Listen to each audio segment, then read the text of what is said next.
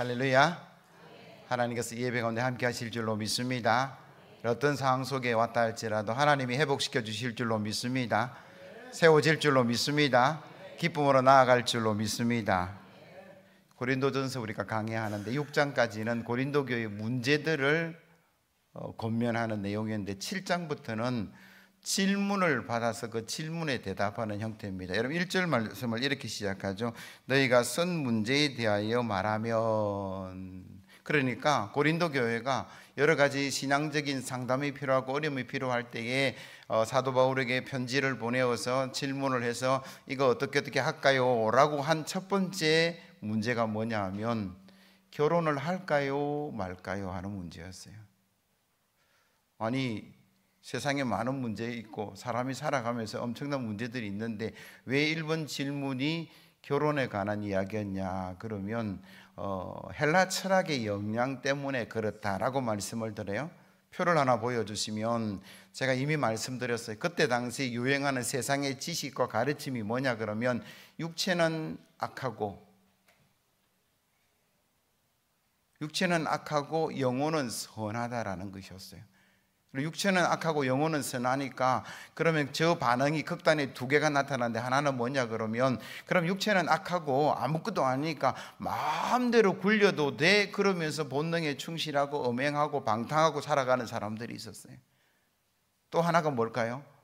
육체는 아무것도 아니니까 육체가 원하는 걸 안 해야 돼. 그래서 금욕 생활을 하고 극단적인 금욕 생활을 하고 굶기도 하고 잠을 안 자기도 하고 자기를 스스로 괴롭히기도 하고 결혼도 하지 말아야 돼. 뭐 이런 어떤 그 시대의 사상이 그랬어요.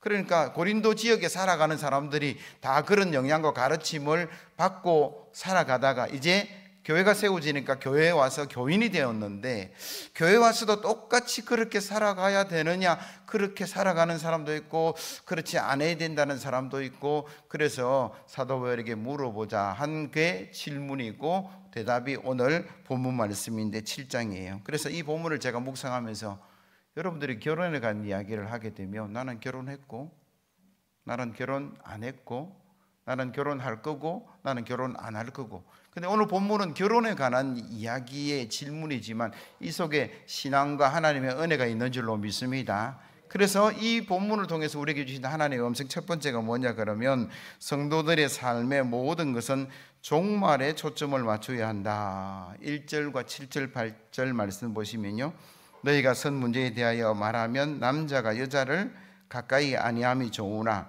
나는 모든 사람이 나와 같기를 원하노라. 그러나 각각 하나님께 받은 자기의 은사가 있으니 이 사람은 이렇고 저 사람은 저러하니라. 내가 결혼하지 아니한 자들과 과부들에게 이르노니 나와 같이 그냥 지내는 것이 좋으니라. 사도 바울이 결혼에 가 물어보니까 남자가 여자를 가까이 하지 않는 게 좋고 결혼 안 했으면 그냥 결혼하지 말고 그냥 살아가라 이렇게 이야기를 하고 있단 말이에요. 그렇다면 사도 바울은 비혼주의일까요? 아니면 육체는 악하고 영혼만 선하기 때문에 금욕주의 삶을 살아가기 위해서 이렇게 하라 그렇게 말씀하냐? 아니라는 거죠. 오늘 본문은 이렇게 이야기하지만 에베소서, 골로새서 여러분들이 어버이 주일날 본문이 다 사도 바울의 말씀인데 가정을 존중히 하고 남편과 아내가 서로 사랑하고 부모와 자녀가 잘 살아가라고 말씀하는 것은 사도 바울이 가정을 무시하는 것도 아니고 비혼주의도 아니고 금욕주의도 아니다라는 거죠. 그렇다면 왜 오늘 이 말씀을 하고 있는가? 단 하나, 그는 종말의 마음이 가 있는 거예요. 하나님 나라의 마음이 가 있는 거예요. 예를 들어서 내일 모레 예수님이 재림한다 그러면 여러분 그 재림을 준비하고 살아가야 되지, 이 세상에 결혼하고 즐기고 부어라 마시라 거기에 중점을 두면 안 된다는 차원의 이야기를 지금 하고 있는 거죠. 내 생애가 6개월밖에 남지 않았다, 1년밖에 남지 않았다, 5년밖에 남지 않았다라는 것을 우리가 누군가를 통해서 알게 되었다 그러면 우리가 그 남아있는 6개월, 1년, 5년, 10년을 어떻게 살아가야 될까요? 아마도 전혀 생각하지 않고 살아가는 사람과 그것을 생각하고 살아가는 삶의 모습은 다를 건데, 오늘 이 본문을 통해서 사도 바울이 말하는 것은 결혼에 관한 대답이지만 종말을 생각하고 살아가십시오. 하나님 나라를 생각하고 살아가야 됩니다라는 대답을 하고 있다라는 거죠. 사랑하는 성도 여러분, 우리 시작도 좋아야 되고 과정도 좋아야 되지만 끝이 좋은 역사가 일어나야 될 줄로 믿습니다. 예수 믿는 사람은 마지막이 좋아야 돼요. 세상에서 때로는 고난을 당하기도 하고 어려움을 당하기도 하지만 저와 여러분들이 영원한 하나님 나라가 있는 줄로 믿습니다. 그 하나님 나라의 축복을 누려가는 저와 여러분들이 되어야 될 줄로 믿습니다. 사도 바울도 마찬가지였어요. 젊을 때는 공부도 열심히 했고 돈도 많이 벌었고 부자로 살아갔고 가문도 좋았고 실력도 있었고 그랬는데 그가 다메섹 도상에서 예수를 만나고 변화된 게 뭐냐 그러면 현실에 충실한 사람이 아니라 그 현실도 충실하지만 전도자의 삶을 살았어요.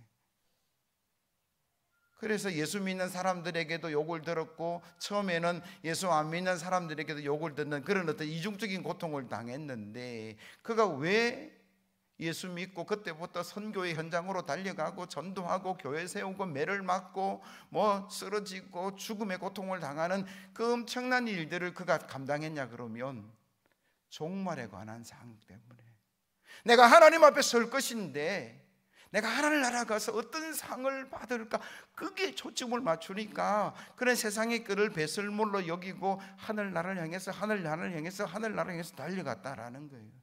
교인들에게도 그걸 요구하고 있는 거죠. 하나님 앞에 섰을 때에 의의 면류관, 생명의 면류관을 누리는 성도가 되라고 말씀하고 있는 줄로 믿습니다. 디모데후서 4장 5절에서 8절 말씀. 그러나 너는 모든 일에 신중하여 고난을 받으며 전도자의 일을 하며 내 직무를 다하라. 전제와 같이 내게 벌써 부어지고 나의 떠날 시각이 가까웠도다. 나는 선한 싸움을 싸우고 나의 달려갈 길을 마치고 믿음을 지켰으니 이제후로는 나를 위하여 의의 면류관이 예배되어 있으므로 주 곧 의로우신 재판장이 그날에 내게 주실 것이며 내게만 아니라 주의 나타나심을 사모하는 모든 자에게도니라. 아멘. 사도 바울은 오직 하나님 앞에 가서 내가 생명의 면류관, 의의 면류관을 받는 거기에 방점을 찍고 달려가고 있다라는 거죠. 사도 바울만 그렇게 살아야 되는 것이 아니라 저와 여러분들도 하나님 앞에 나아가는 그 삶으로 나아가야 될 줄로 믿습니다. 스파르타식이라고 말하는 게 있어요. 또 아테네식이라고 말하는 그 어떤 도시국가를 정복하고 모든 그 근방의 땅들을 다 차지했던 마게도니아의 왕 알렉산더의 아버지 빌립 2세라는 분이 있어요. 사진 하나 보여주시면 그가 전쟁에 나가서 칼에 눈을 다쳐서 애꾸 눈인데 저분의 책 중에 희한한 내용이 있어서 소개하면 신화를 하나 뒀어요. 아무것도 안 하고 그 신하는 녹봉받고 매일 하는 일이 왕이 침소에서 일어나면 일어나자마자 달려가서 한마디 하는데 당신은 죽어야만 한다는 사실을 잊지 마시기 바랍니다. Never dead 이렇게 말했어요. You must die 이렇게 외쳐라라고 이야기했어요. 그걸 월급 받아서 하루에 한 1, 2분 정도 왕에게 달려가서 왕이 일어나면 당신은 죽는다는 사실을 반드시 기억하고 사십시오라고 해서 그는 의무 끝나고 집에 가서 놀고 또 다음 아침에 그 신앙을 두었다라는 이야기를 했어요. 왜 그가 그런 신앙을 두었을까? 그가 종말을 향해 나아간 거예요. 내가 이 땅에 왕으로 살아가지만 넓은 영토를 차지하고 온 세계를 정복했지만 내 인생이 언젠가는 끝이 날 것이다 라는 사실을 잊지 않기 위해서 나는 잊어버려도 신앙을 통해서 이 사실을 잊지 마십시오. 이 사실을 잊지 마십시오. 그 사람은 평생 그 일을 했다라는 거예요. 모든 인생은 마지막이 있습니다. 근데 히브리서에 보면 마지막이 끝이 아니고 심판이 있을 것이다. 우리는 이 심판에 대한 생각을 해야 된다라는 거죠. 심판에 대한 두려움을 가지고 살아가는 저와 여러분들이 되어야 될 줄로 믿습니다. 우리가 왜 넘어지고 왜 실수하고 왜 어려움을 당하냐 그러면 이 심판에 대한 생각이 없이 살아가기 때문에 그래요. 이 땅에 천년을 살고 만년을 살고 영원히 살 것처럼 말하고 행동하고 돈 쓰고 시간 쓰니까 우리가 마지막 때는 아이고야 이런 생각을 한다라는 거예요. 그러나 저와 여러분들은 두려움이 없는 줄로 믿습니다. 왜요? 제가 성경 한 구절을 소개합니다. 요한복음 5장 24절 같이 한번 읽어볼까요? 시작. 내가 진실로 진실로 너에게 이르노니 내 말을 듣고 또 나 보내신 이를 믿는 자는 영생을 얻었고 심판에 이르지 아니하나니 사망에서 생명으로 옮겼느니라. 아멘. 할렐루야. 저와 여러분들이 심판이 물러간 줄로 믿습니다. 사망에서 생명으로 옮겨간 줄로 믿습니다.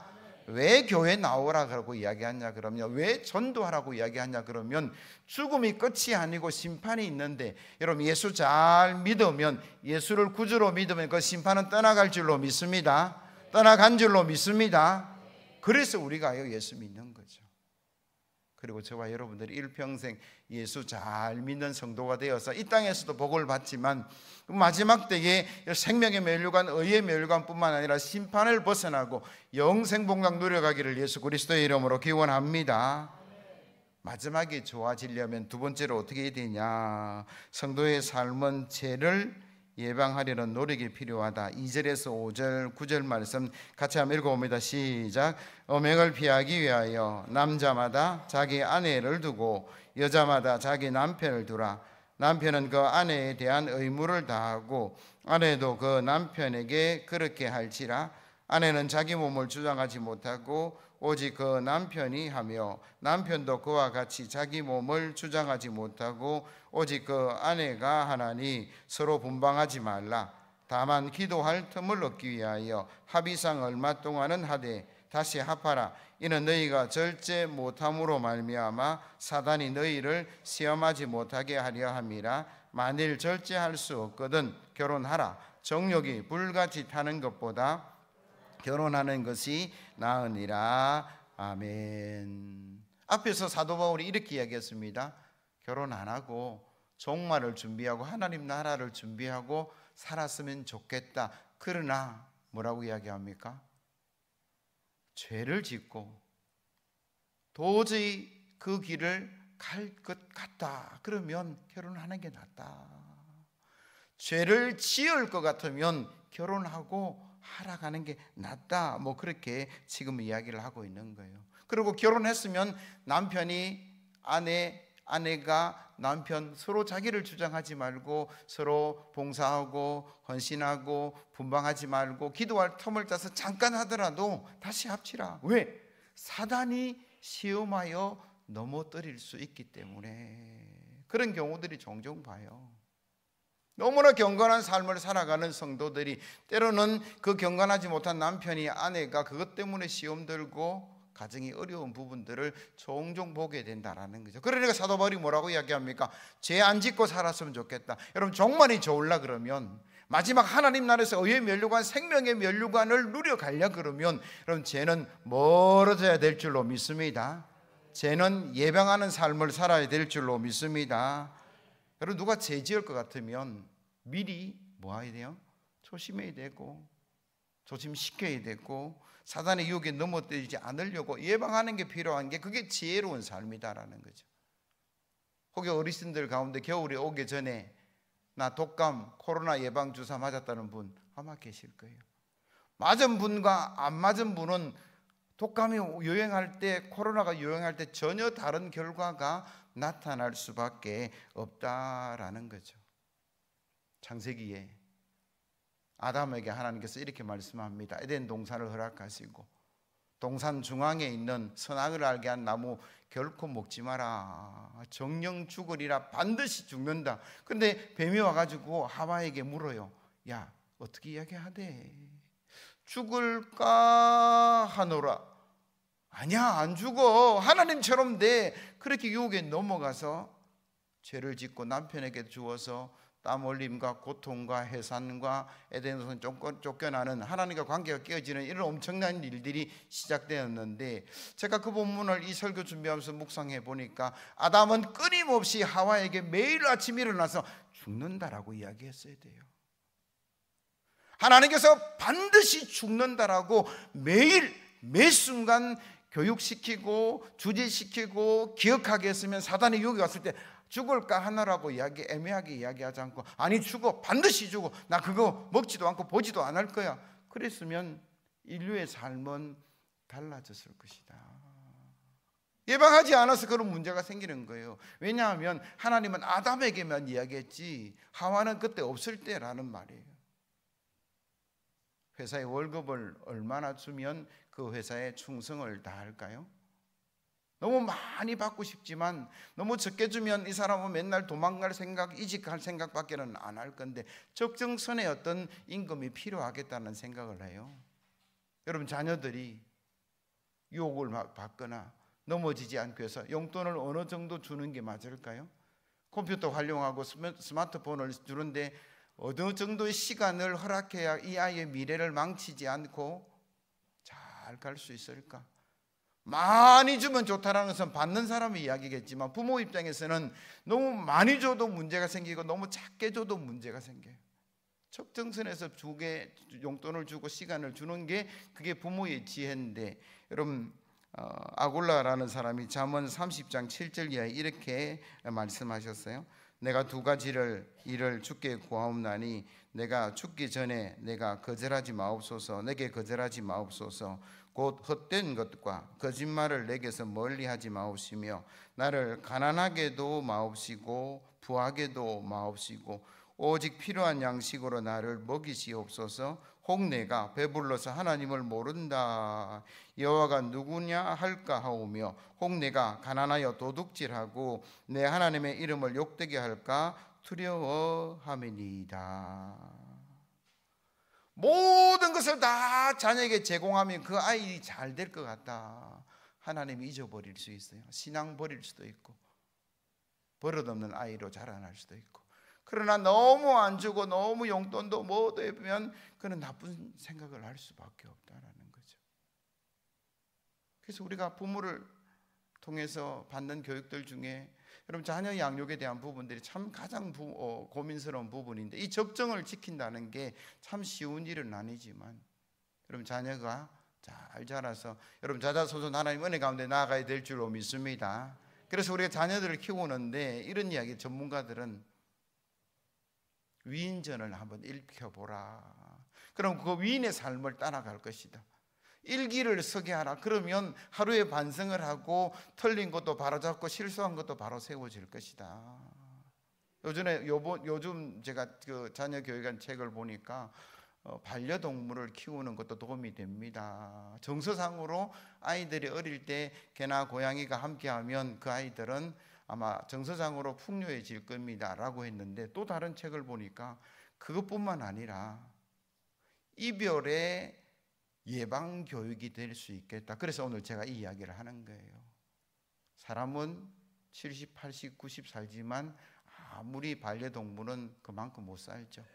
그래서 내가 키우던 개나 고양이가 죽어서 어려움을 당하기도 하고 슬픔을 당하기도 하는데, 그래서 또 회복이 되죠. 근데 사랑하는 동식물이 떠나가는 이별에 대한 슬픔과 그걸 극복하는 과정들을 통해서 가장 사랑하는 형제자매, 또 형제, 친구, 부모에 대한 이별에 대한 예방 교육이 가능하겠다라는 이야기를 해요.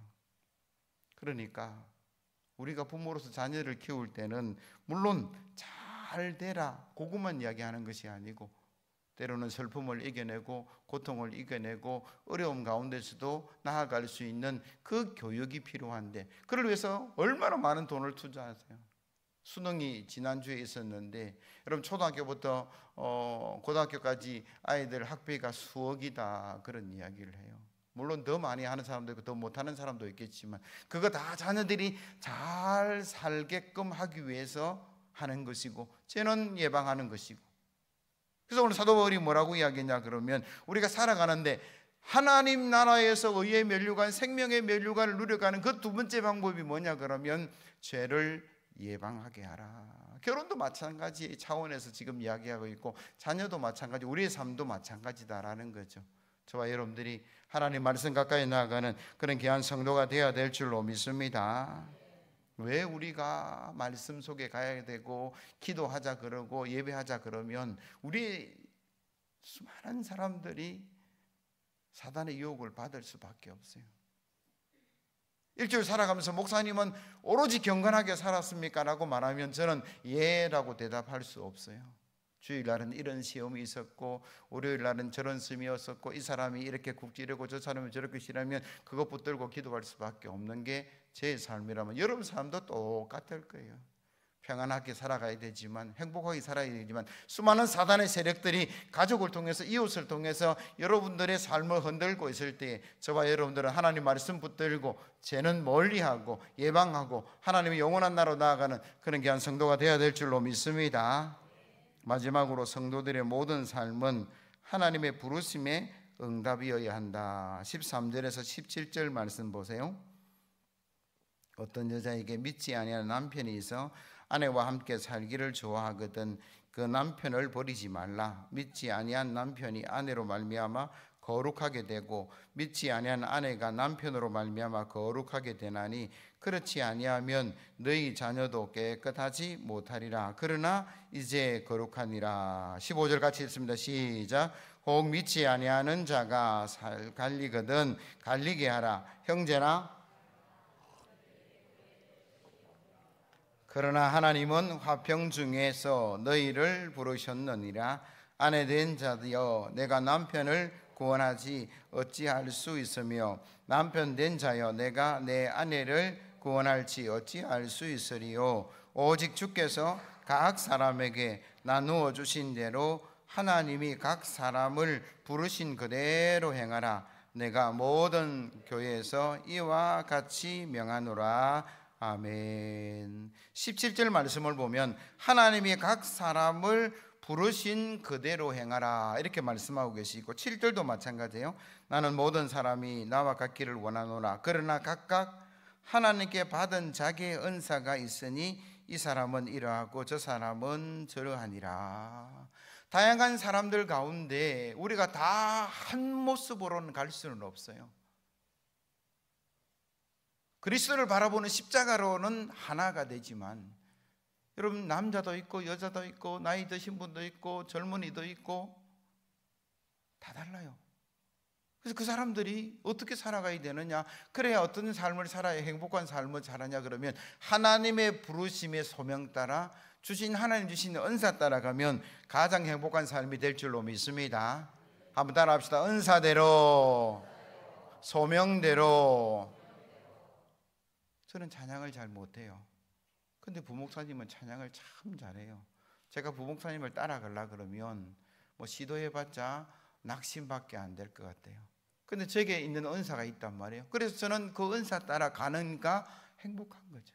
여러분들도 마찬가지예요. 하나님께서 저와 여러분들에게 때로는 1달란트, 때로는 2달란트, 때로는 5달란트를 허락해 주신 줄로 믿습니다. 부러워할 필요도 없고 잘난 체 할 필요도 없고, 내게 주신 달란트가 5달란트면 5달란트의 소명을 감당해야 될 줄로 믿습니다. 여러분 1달란트밖에 안 되면 최선을 다해서 그거 하시면 돼요. 그래서 우리가 살아갈 때에 하나님께서 나를 부르신 소명대로 주신 은사대로 나아가면 그 속에 하나님의 영광이 나타날 줄로 믿습니다. 하나님 면류관도 동일하게 허락될 줄로 믿습니다.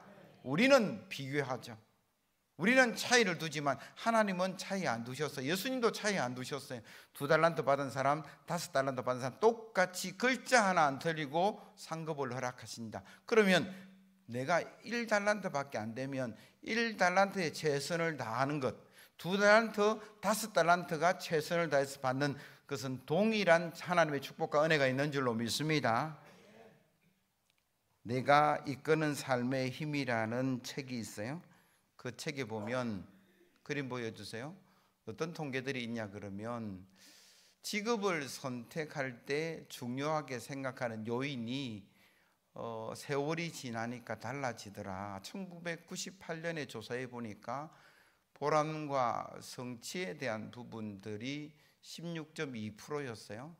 그런데 20년 지나니까 3.4%로 줄었더라. 1999년 직업을 선택하는 기준의 수입이 18.2%로 통계가 나왔는데 20년 지나니까 2배 가까이 되는 39.4%가 되더라. 저거 뭘 이야기할까요? 우리 젊은이들이 직업을 선택할 때에 이 직업의 보람이 있느냐, 자아를 성취할 수 있느냐에 그걸 가지고 직업을 선택하기보다는 돈 얼마 주는지, 월급 얼마 주는지, 그게 훨씬 더 영향력을 미친다라는 통계라는 거죠. 물론 저도 월급 많이 받고 싶고 경제적인 풍요를 누리고 싶어요. 아니, 이미 우리는 경제적 풍요를 누리고 있는 줄로 믿습니다. 또 동의 안 하세요? 세계에 150개가 넘는 나라 중에 경제적으로 대한민국 몇 등쯤 할까요? 10등쯤 해요. 크기는 10등이 안 되는데, 인구의 수도 10등은 안 되는데 경제 수준은 이미 10위 가까이 누리고 있다라는, 그것저 분단된 나라가, 이거는 기적 같은 하나님의 은혜인 줄로 믿습니다. 그래서 우리가 경제적 풍요를 누려가고 살아가는데 점점점 말하는 것은 행복하다, 행복하지 않다, 후자가 더 많아요. 경제적인 것은 좋아지고 여유는 살아나는데 마음은 늘 불편하고 힘들고 어렵다라는 거예요. 이유가 뭘까? 삶의 의미를 잃어버려서 그래요. 돈은 많아졌어요. 삶은 풍요해졌어요. 그러나 재미가 없다라고 이야기를 하는 거예요. 재미가 없다라는 것은 내가 하는 직업에, 내가 하는 일의 의미를 점점 잃어버리고 있다는 것을 반영하고 있다라는 거죠. 힘들지만 보람스럽습니다. 이게 얼마나 행복해요. 지금 세일장들이 하는 이야기예요. 지금 우리 교회가 수많은 일꾼들이 일을 하면서 힘들어하고 있는데 그래도 보람이 있어서 가고 있는 거, 그게 진짜 행복한 삶이에요. 이 일들을 위해서 필요한 게 뭐냐 그러면 한번 따라합시다. 하나님의 부르심대로, 하나님이 주신 은사대로, 하나님의 부르심을 잃어버리고 있는 게 우리의 삶이다라는 거죠. 내가 어떤 달란트를 받았는지 생각도 안 하고 살아가는 성도들이 이 땅에 얼마나 많은지 몰라요. 3명이 건물을 짓고 있었답니다. 그래서 지나가는 사람이 물었어요. 그러니까 한 사람이 대답하기를, 보면 모릅니까? 돈 벌지요, 돈. 두 번째 사람에게 또 물으니까 뭐라 했냐 그러면, 제가요 기술자인데 기술을 발휘하고 있어요. 근데 세 번째 사람에게 물어보니까, 제가요 하나님의 교회를 짓고 있어요. 같은 일을 해요. 같은 현장에 있어요. 똑같은 질문을 듣는데 어떤 사람은 돈 번다 그러고, 어떤 사람은 자기 기술을 발휘한다 그러고, 어떤 사람은 하나님의 교회를 짓는다. 여러분, 다른 각각의 대답이 뭘까? 일의 의미가 달라서 그래요. 공부하는 것, 일하는 것, 여러분 그게 돈에 대한 보상만 가지고 있으면 늘 그것만 생각할 수밖에 없어요. 그런데 하나님께서 나를 통해서 교회를 짓게 하시고 소명을 감당하게 하시고, 그러면 여러분 달라질 수밖에 없다라는 거죠. 같은 일이지만 어디에 방점을 찍고 어디에 의미를 두느냐에 따라서 바라보는 것이 다르고 말하는 것이 다르고 보람이 달라져요. 근데 시대가 점점점 소명을 잃어버린 시대에 살고 있다, 그렇게 말하고 있죠. 안병옥이란 분이 이렇게 말씀하셨어요. 사람은 3번 태어난다. 첫 번째는 육신의 탄생, 두 번째는 정신적인 혼의 탄생, 셋째는 소명자로서의 탄생. 여러분들이 어느 단계까지 가셨는지 한번 생각해 보시면 좋겠어요. 엄마 뱃속에서 태어났으니까 그림 보여주세요. 첫 번째 탄생은 다 하신 것 같고, 마음도 영혼도 또 한 것 같고, 소명에 대한 부분들이 있는지 없는지 여러분 한번 확인해 보시면 좋겠다라는 생각이 들어요. 여러분, 소명이 뭐냐? 하나님이 나를 불러주셨다라는 콜링이 소명인데, 저 소명에는 2가지 종류가 있습니다. 구원애로의 소명과 사역애로의 소명. 그 구원애로의 소명 안에는 외부적인 소명과 내부적인 소명이 있는데, 저와 여러분들 예수 믿고 구원받은 줄로 믿습니다. 그렇다면 여러분들은 성령으로 거듭난 내소인이라고 말씀드릴 수 있어요. 그런데 교회로 초청을 받아서 전도를 받아서 교회에 왔는데 아직까지 교회 출석은 하지만 구원받지 못한 사람이 있을 수 있다. 외적으로는 소명을 받아서 교회 왔는데 내적으로는 성령의 거듭남과 예수 그리스도가 나를 구원해 주셨다는 확신이 있는지 없는지 고백한지는 차이가 있을 수 있다. 그렇게 이야기하죠. 그런데 저와 여러분들이 모두 구원받고 하나님의 성령의 거듭난 그런 성도가 되어야 될 줄로 믿습니다. 우리가 전도자들에게 신방해 보면 그냥 총독원 전도주의라 선물 받으러 한 번만 오라 그랬는데요, 왜 자꾸 전화하고 왜 자꾸 찾아옵니까? 왜 그럴까요? 외소한 성도를 내소까지 끌어오기 위해서 그래요. 예배만 드리고 사람만 만나는 것이 아니라 하나님의 음성을 들어야 될 줄로 믿습니다. 여러분, 교회로 모든 성도들이 성령으로 거듭나서 영원한 하나님 나라 마지막 그때에 생명의 면류관, 의의 면류관을 누려가야 될 줄로 믿습니다. 그래서 그걸 위해서 여러분 기도하셔야 돼요. 하나님 나를 불러주셨습니까? 내가 교회 갔습니다. 이제는 성령을 만나고 인격적으로 만나서 구원의 놀라운 반열에까지 가게 해달라고 하는 그 구원에 이르는 소명이 다 이루어지기를 예수 그리스도의 이름으로 기원합니다. 사역의 예의 소명이 있어요. 여러분, 직분을 받죠. 목사로, 장로로, 권사로, 또 교사로, 찬양대로, 이게 직분으로의 소명이 있다 그러면 또 직업으로서의 소명이 있어요. 이 부분은 우리 성도들이 잘 생각을 안 하는데, 나 회사 사장이다, 내가 부장이다, 가정주부다, 그것도 하나님께서 불러주신 것이라는 생각을 가지고 임하셔야 돼요. 예수 믿는 사장님으로, 예수 믿는 직원으로 살아가야만이 여러분 그 회사가 잘 될 줄로 믿습니다. 제가 어제 한참 묵상하면서 이런 생각을 했어요. 찬양대가 잘 되려 그러면 찬양대원 모두가 찬양대장이 되면 좋겠다. 찬양대 지휘자의 마음을 가지면 찬양대는 잘 되겠다라는 생각을 해요. 부교육자는 담임 목사의 마음과 마인드와, 아니 그분이 담임 목사로 갔으면 좋겠어요. 그러면 전혀 다른 생각과 일들이 처리가 되겠죠. 모두가 세일장이 되었으면 좋겠어요. 모두가 장로님들이 되었으면 좋겠다는 생각을 한번 했어요. 몇몇 사람이 애쓰고 수고하고 코피 흘리고 막 일을 쓰고 다른 사람들은 다 뒷짐지고 잘하는가 못하는가, 왜 이건 이랬고 저건 저랬고 지적질을 하고 있으면 그 교회가 잘 될 리가 없어요. 모두가 담임 목사 되기를 예수 그리스도의 이름으로 기원합니다. 여러분, 교육부서가 잘 되려 그러면 모두가 부장이 되면 돼요.